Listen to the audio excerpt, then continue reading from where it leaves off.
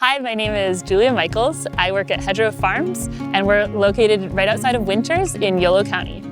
We grow grasses and wildflowers for seed, and we have 300 acres of wildflowers and grasses in Yolo County. So while we don't actually cut the flowers and sell them, we do use the blooming flowers as an opportunity to sell the importance of nature and restoration in California. So we host many events where people can come and enjoy the blooming fields before all those flowers turn to seed.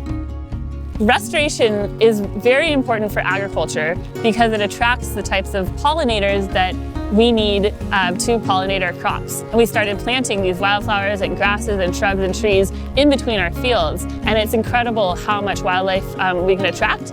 And the nearby farms benefit from the pollinators that we're hosting here. We have, thousands of different species of pollinators who live here at the farm. Having native plants around makes a huge difference for yields and for pest control and for fertilizer inputs. Pretty much all across the state, our seed is making it into projects. It's something I'm very proud of.